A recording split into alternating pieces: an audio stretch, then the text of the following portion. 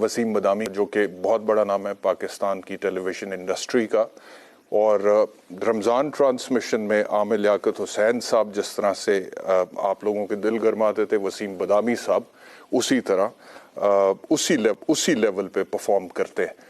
تو وسیم بادامی صاحب بہت شکریہ جوائن کرنے کے لیے. دوپہر کو میری آپ سے بات ہوئی، اور جب بات ہو رہی تھی تو جو آپ کے جذبات کی شدت تھی وہ میں محسوس کر سکتا تھا، اور جو ذہنی کیفیت تھی وہ بھی میں محسوس کر سکتا تھا. Let me tell my viewers کہ تھوڑی دیر بعد میں نے وسیم کو ARY نیوز کی اسکرین پر دیکھا اکانومی ڈسکس کرتے ہوئے.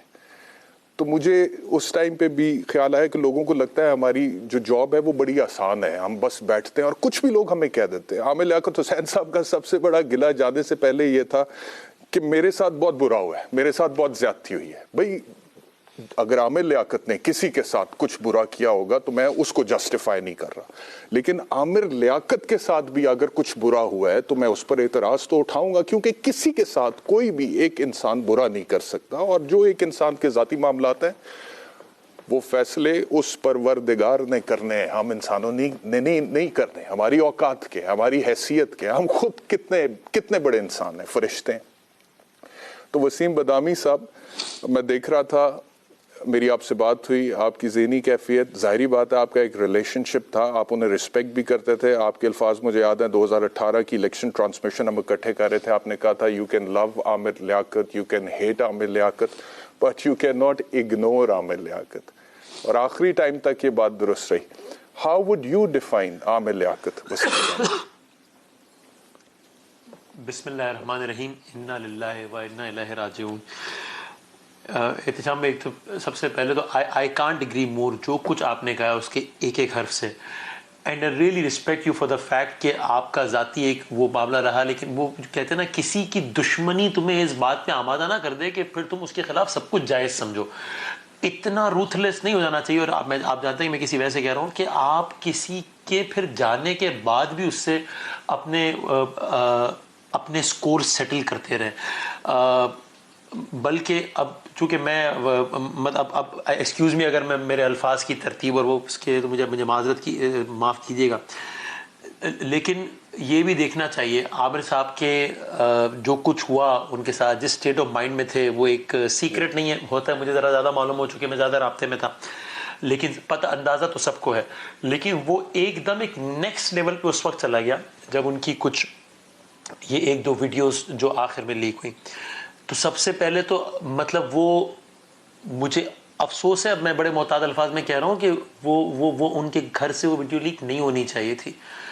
اور دوسرا یہ کہ جس نے وہ ویڈیو ملنے کے بعد پھر پوسٹ کر دی، یعنی میں بہت گناہ گار آدمی ہوں، میں بہت خطا کار آدمی، میں کسی کو لیکچر نہیں دے رہا، لیکن یہ مطلب یہ اللہ سے ڈرنے والی بات نہیں ہے. میں پھر کہہ رہا ہوں کہ میں کسی کو لیکچر نہیں دے رہا کہ اللہ میں بہت زیادہ گناہ گار آدمی ہوں، لیکن ہیو اے ہارٹ. مطلب آپ صرف یہ کر کے کہ یار یہ تو بکے گا نا، اس پہ تو ویوز کی بڑی گیم بنے گی. آپ نے کسی کی بیڈ روم کی ویڈیو ایک تو باہر ہی نہیں نکلنی چاہیے تھی ان کے گھر سے، ظاہر سی بات ہے، گوز وداؤٹ سے، اس کو آپ نے لیک کر دیا. اور اس کی وجہ سے یہ معاملہ بہت زیادہ خراب ہو گیا. کنٹریبیوٹنگ فیکٹرز بہت سارے تھے، لیکن یہ بالکل ہی ایک نیکسٹ لیول پہ لے گیا ساری چیزوں کو.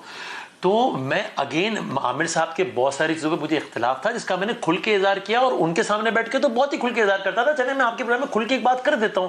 اس دنیا میں جو لوگ اس وقت نہیں ہیں میرے چاہنے والوں میں سے، اس میں سب سے زیادہ عزیز جو شخص ہے مجھے، اس کا نام جنید جمشید ہے. اور عامر بھائی نے جنید بھائی کے حوالے سے جو کہا، وہ اس سے زیادہ سخت الفاظ کسی نے بھی نہیں کہے.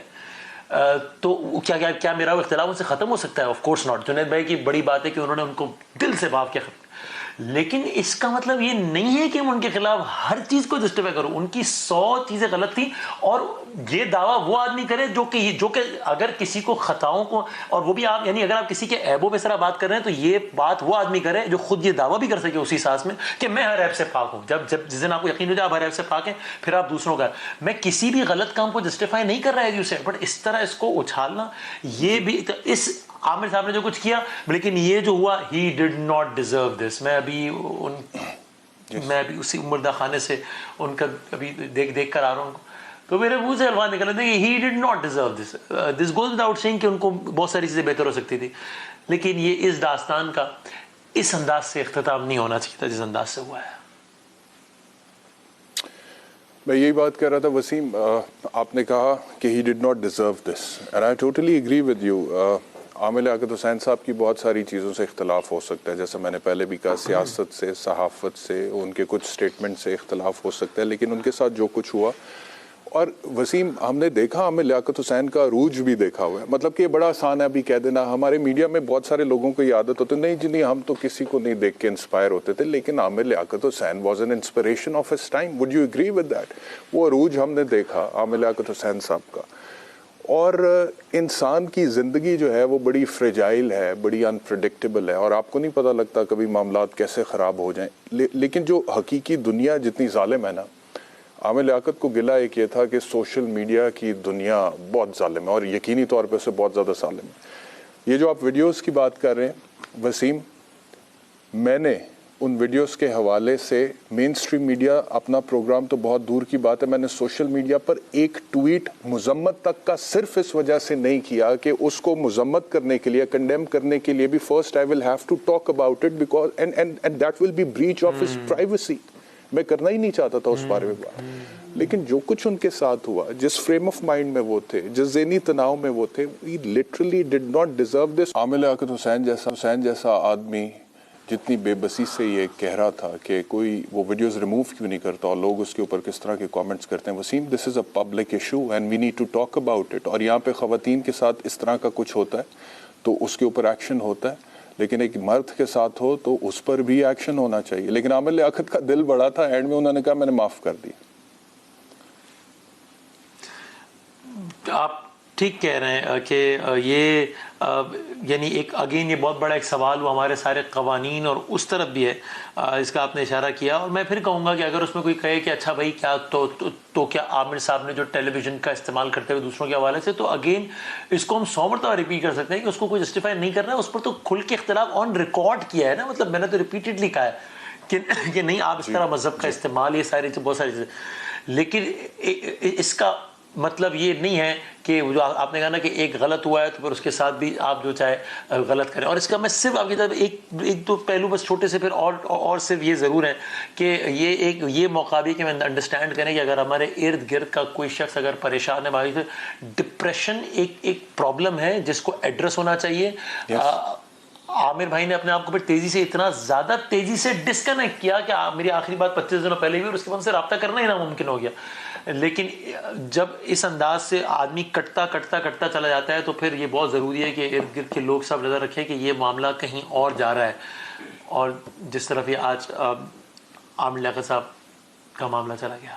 ایک آخری چیز یہ جو ہم سائبر ونگ کے اور ایف آئی اے کے حوالے سے بات کر رہے ہیں وسیم، اس میں ایک میرے پاس کلپ ہے ان کی جو تیسری بیگم دانیہ شاہ، ان سے کچھ سوال پوچھا ٹیلی ویژن اینکر نے ویڈیوز کے حوالے سے، اور میں سمجھتا ہوں اس پہ کارروائی ہونی چاہیے. یہ کارروائی ہونی چاہیے. ایک آدمی اگر ڈپریشن میں گیا اور اس کے بعد 5-6 دن بعد اس ذہنی کیفیت کے بعد اس کی موت واقعہ ہو جاتی ہے تو یہ بہت بڑا کردار تھا اس چیز کا اس کے اندر. وہ بھی سنا دیں کہ does that amount to a confession on television. جو بات آپ کہہ رہے تھے وسیم، اس پہ کارروائی ہونی چاہیے، قانونی. آپ اتفاق کریں گے؟ ہاں دیکھیے کہ مطلب یہ اگین اگر ان کو یہ لگتا تھا بہت احترام کے ساتھ، تو یہ ہر خاتون کا بالکل ایک رائٹ ہے، وہ جو بھی اس میں شرعی سارے احکام ہے کہ آپ اپنی راہیں جدا کریں یا جو کچھ بھی ایک شرعی طریقہ کار ہے وہ اپنے. لیکن ایک یعنی دیکھیے میاں بیوی کا رشتہ اگر اس ایگزامپل کی وجہ سے اس رشتے پر سے ٹرسٹ اٹھا لوگوں کا، اگر ان دو لوگوں نے میاں بیوی نے دوسرے کو شکوک کی نظروں سے دیکھنا شروع کر دیا تو پھر یہ کدھر سوسائٹی اور سب کدھر جائے گا. تو یہ ایک ان کے وہ سینز شیئر ہوئے ہیں. اور ایک میں معذرت کی بات نہیں کہ ہمیں بھی اپنی یعنی میں نے وہ ویڈیو کسی کو آگے فارورڈ نہیں کی، میں نے ہمیں بھی تھوڑا سا یہ ایک بک کر لینا چاہیے احساس، ہر کسی کو اپنے حصے کا تو کردار ادا کر لیں. تو یہ وہ سینز کیوں باہر آئے اور وہ سینز کہاں سے باہر آئے معلوم ہے سب کو. تو اور ان سینز کی وجہ سے پھر یہ ہوا ہے جو ہوا ہے، تو بالکل کیوں نہیں ہونا چاہیے. اور میں نے صرف اس لیے میں نے وسیم، کیونکہ آپ نے بھی بات کی، میں نے بھی اس لیے بات کی کہ ایک بندہ ڈپریشن کی حالت میں چلا گیا ان ویڈیوز کی وجہ سے، تو بات کرنا تو بنتا تھا، اور بندہ بھی جو تھا اس کو پوری قوم جانتی تھی. آخر میں عامر لیاقت حسین کے حوالے سے کیا کہیں گے؟ آپ کا جو تعلق تھا، ریلیشن شپ تھا، کیا لیگیسی ہے عامر لیاقت حسین کی؟ عامر لیاقت ایک فینومینا تھا، اور یہ میں اس لیے نہیں کہ میں بھی آج وہ دنیا میں کہہ رہا ہوں، وہ یعنی کہ پاکستان یعنی آج جب میں ابھی ان کی ڈیڈ باڈی دیکھ رہا تھا تو میرے ذہن میں مناظر یہ آ رہے تھے. We have always seen Aamir Liaquat as the most energetic person around, as the most entertaining person around, as the most versatile person around. اور پھر وہ ایک اس طریقے سے ایک برا دوسرا رخ تو کاش ان کی زندگی کا جو دوسرا رخ تھا وہ اس انداز سامنے نہ آتا. ایک لیسن بھی کہ اپنے مزاج کی کچھ چیزیں ہوتی ہیں جن کو بہت وقت پہ کرٹل کر لینا چاہیے ورنہ بڑھتے معاملات بڑے ہاتھ سے نکل جاتے ہیں. لیکن تو اب as a television person اس پہ کیا دورہ ہو سکتی ہے کہ میں تو ان کی زندگی میں کہتا تھا بھی دہراتا ہوں کہ عامر لیاقت جیسا ٹی وی پرسن پاکستان نے اپنی ہسٹری میں میرے خیال میں تو نہیں دیکھا جو اتنا ورسٹائل اور جس نے جو کام کیا اس کو کمال فینومینا بنا دیا. رمضان ٹرانسمیشن، گیم شو اور سارا کچھ کیا بات ہے. میں بس آپ کی طرف سے یہ ریکویسٹ کروں گا سب سے کہ کوئی انسان بھی خطاؤں سے پاک نہیں ہے، تو جس کا بھی ان کے جس ایکٹ کی وجہ سے اگر کسی کا دل دکھاؤ تو یہ وہ وقت ہے کہ ہم بس دل سے معاف کریں اور یہ دعا کریں کہ اللہ تعالیٰ ان پہ آج کی رات سے لے کے بس ہمیشہ جو رہنے والی زندگی ہے اللہ تعالیٰ بس ان کے آخرت کے معاملات کو آسان فرمائے انشاءاللہ.